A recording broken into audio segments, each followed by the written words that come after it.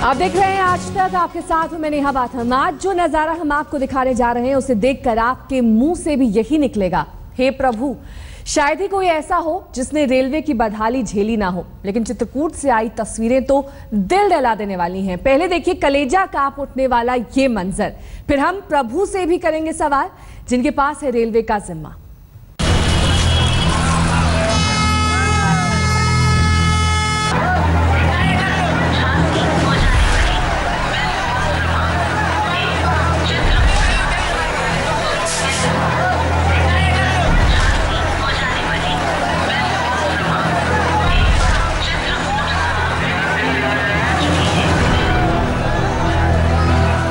ये कैसी आस्था है, ये कैसा सफर है। इस सफर की मंजिल क्या हो सकती है?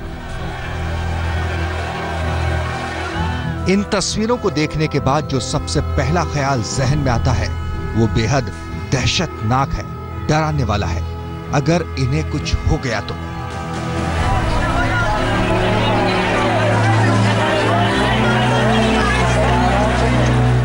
यह नजारा है चित्रकूट रेलवे स्टेशन का। मौका था पितृ विसर्जनी अमावस्या का। इसी दिन सोमवार भी था और इस अनोखे संगम पर आस्था का यह सैलाब निकल पड़ा है जान की बाजी लगाने।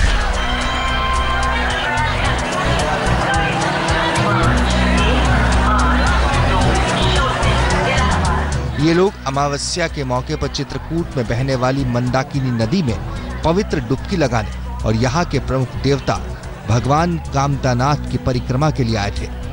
भक्तों की तादाद सैकड़ों हजारों में नहीं, लाखों में थी। लाख भी एक दो नहीं, करीब 20 लाख। एक ही दिन 20 लाख मुसाफिर चित्रकूट के छोटे से रेलवे स्टेशन पर सुनामी बनकर आ गए और वो सुनामी ट्रेन की छत तक जा पहुंची।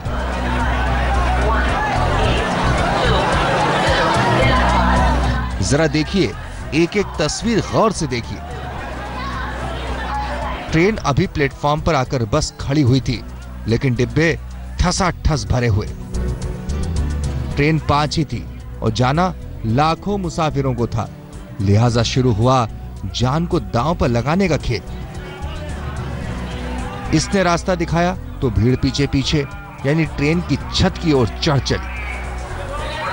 कोई नीचे से सहारा लेकर छत पर चढ़ रहा है तो कोई पहले से ही छत पर पहुंच चुके लोगों के सहारे ऊपर खींचा जा रहा है। सबके पास बराबर हक है, इसीलिए आदमी ट्रेन की छत पर चढ़ सकता है तो औरतें क्यों नहीं?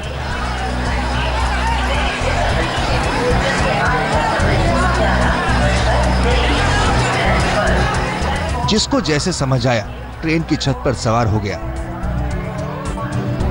ड्राइवर साहब ने मंजर देखा तो कलेजा कांपा, लेकिन पैर और जुबान जहां के तहां थमे रहे, क्योंकि काम तो सिर्फ गाड़ी चलाना है।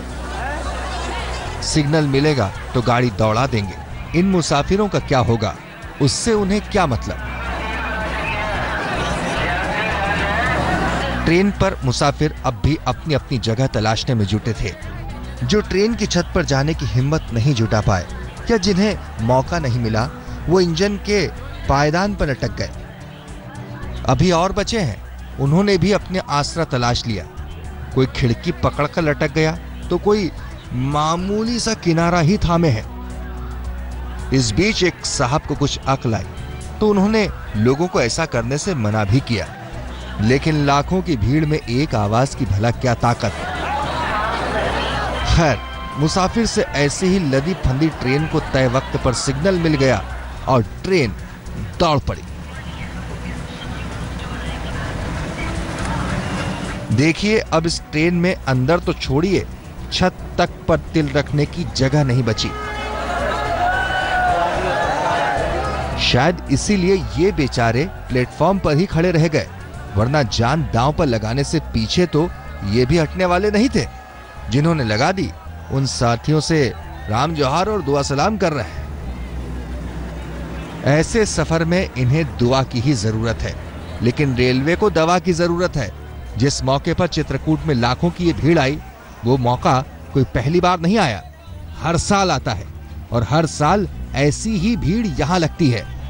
जानलेवा सफर का ऐसा ही नजारा यहाँ दिखता है। फिर रेलवे पुख्ता इंतजाम क्यों नहीं करता? वैसे इसके लिए दलील भी तैयार है। चित्रकूट को जिस तरह से बनारस, इलाहाबाद या जो बड़े स्टेशन है उस तरह से डेवलप किया जाए, इसको ग्रेट में ना माना जाए, क्योंकि भारत की लगभग पूरी जनता यहाँ पर जब अमावस्या होती है तो लगभग 20 लाख लोग आते हैं। दलीलें और दावे से उलट ये सच्चाई जो आंखों के सामने है, उसे कब देखेगा रेलवे प्रशासन? कब जागेगा रेलवे प्रशासन? संतोष बंसल, चित्रकूट, आज तक।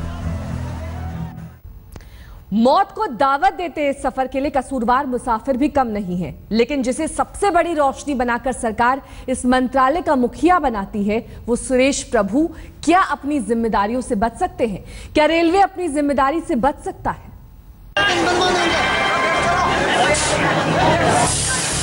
बस ये अनाउंसमेंट ही रेलवे की पहली और आखिरी जिम्मेदारी है।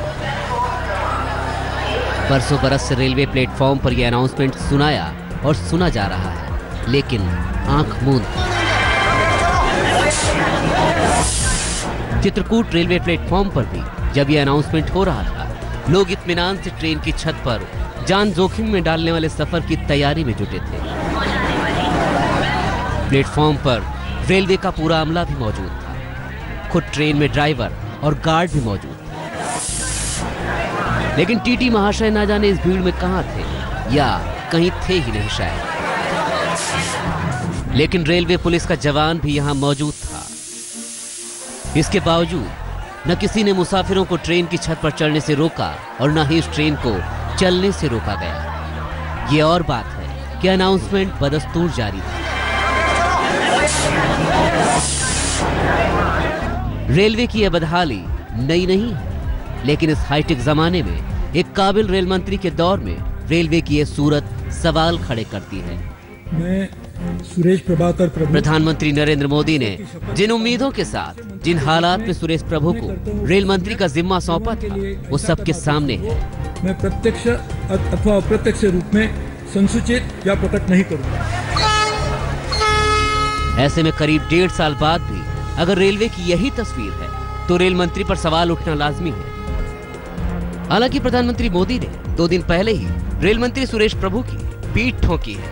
हमारे सुरेश प्रभु जी ने रेलवे में भी सचमुच में उत्तम काम करके दिखाया है। पहले रेलवे का expansion, gauge conversion, diesel engine से इलेक्ट्रिसिटी इंजन की तरफ जाना, इन सारी बाबतों में एक उदासीनता थी। आज गति आई है और उसके परिणाम भी नजर आने लगे हैं। लेकिन सवाल यह है कि हाईटेक होती रेलवे की बुनियादी जरूरतें कैसे पूरी होंगी? हर मुसाफिर को ट्रेन में बैठने के लिए एक अदद सीट देने का फर्ज कब और कैसे पूरा होगा? वैसे एक सच्चाई और भी है। सार्वजनिक मंच से पीएम बेशक रेल मंत्री की पीठ ठोक रहे हों, लेकिन पीएम की तारीफ से ठीक पहले मोदी सरकार के कैबिनेट सचिव नृपेंद्र मिश्रा रेल मंत्री सुरेश प्रभु को नाराजगी भरा खत भी भेज चुके हैं। रेल मंत्री सुरेश प्रभु प्रभावी ढंग से काम करें और रेलवे से जुड़े प्रोजेक्ट जल्द से जल्द पूरा करें। इन प्रोजेक्ट्स में हाई स्पीड ट्रेन से लेकर बुलेट ट्रेन तक शामिल है, लेकिन शुरुआत तो पहले पायदान से ही करनी होगी, और वो पहला पायदान चित्रकूट की ये खौफनाक तस्वीर है। बात सिर्फ मुसाफिरों और ट्रेन की इस बदइंतजामी तक नहीं है। किसी भी वजह से देश के किसी भी इलाके में हालात बिगड़ते हैं तो उनसे निपटने में रेलवे की नाकामी सामने आ जाती है। मैं अपनी टिकट कैंसिल करवाने आया हूं और अपना रिफंड लेने आया हूं। मेरा पेपर था दिल्ली में इसरो में एज एन साइंटिस्ट और इंजीनियर, पर लेकिन ट्रेन कैंसिल होने के कारण, जो किसानों का धरना है, इसके कारण मैं दिल्ली नहीं पहुंच पाया। अभी हमारे को ट्रेन नहीं मिली। कल आए तो ट्रेन थी, यहाँ तक की थी, मतलब कि जेतू मंडी तक की नहीं थी। और अब हमने यही सहारा लिया भी यहाँ जेतू से बस में आए, बस से हम ट्रेन में जाएं। तो आगे आए तो कहते ट्रेनें नहीं चल रही, तो बड़े परेशान हो गए। मुसाफिरों के बारे में सोचे बगैर, उनके लिए कोई वैकल्पिक इंतजाम किए बगैर ट्रेन रद्द कर देना शायद रेलवे की गाइडलाइन में दर्ज है, क्योंकि इस ओर आज तक किसी रेल मंत्री ने ध्यान ही नहीं दिया।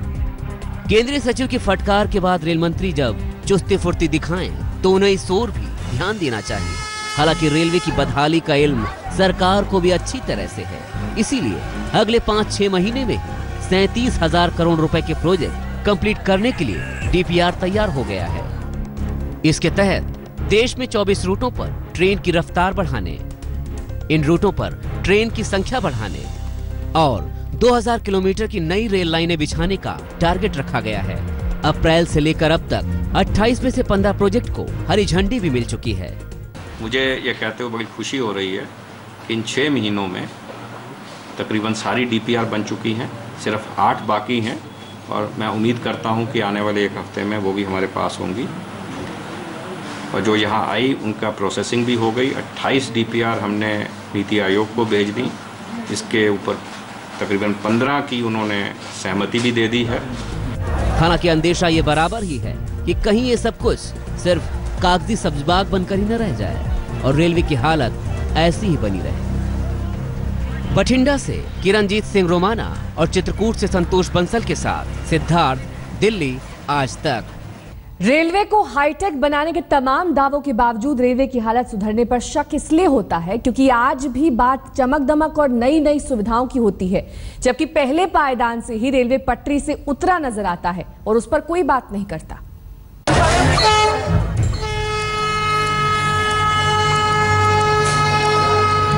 इन 2 तस्वीरों में कोई भी फर्क नजर नहीं आता। साल बदलते गए लेकिन ट्रेन और मुसाफिरों की ये तस्वीर नहीं बदली। बात सिर्फ चित्रकूट की इन तस्वीरों की ही नहीं है। कहते हैं पूरे भारत को एक सूत्र में पिरोने वाली सिर्फ भारतीय रेल ही है और शायद इसीलिए भारतीय रेल की ऐसी बदहाल तस्वीर देश के हर हिस्से में एक जैसी ही है। आम आदमी के लिए लाइफलाइन मानी जाती है ट्रेन, लेकिन यही ट्रेन जब डेंजर लाइन में बदलने लगे तो सवाल उठता है कि महंगे होते किराए और ऐशो आराम की तमाम बातों के बीच रेलवे बुनियादी जरूरतों का ध्यान कब देगा। असल में बड़ी बड़ी बातों के बीच सामने आने वाली ये तस्वीरें ही रेलवे और सरकार के तमाम दावों पर शक पैदा करती है। हजारों करोड़ के जो प्रोजेक्ट पास हो रहे हैं उनमें क्या इस बदहाली को दूर करने का भी कोई इंतजाम है या फिर ये सारे इंतजाम मुसाफिरों को खुद ही करने हैं। किसी पर्व के मौके पर जान जोखिम में डालकर सफर करने को मजबूर मुसाफिरों को क्या सारी जिम्मेदारी खुद ही उठानी होगी। रेलवे का सिस्टम भी तो ध्यान सिर्फ यात्रीगण को ही दिलाता है। क्या ध्यान सिर्फ यात्री को ही देना है? क्या रेलवे प्रशासन को ध्यान देने की जरूरत नहीं? क्या यही है खास मौकों पर रेलवे का इंतजाम?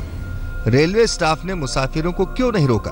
मुसाफिरों से इस तरह भरी ट्रेन को क्यों चलाया गया?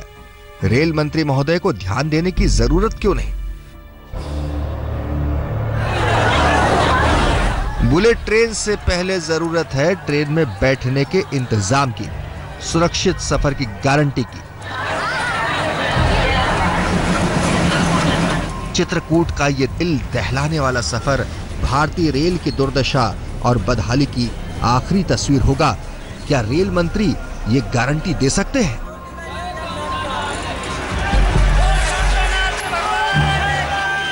आज तक ब्यूरो।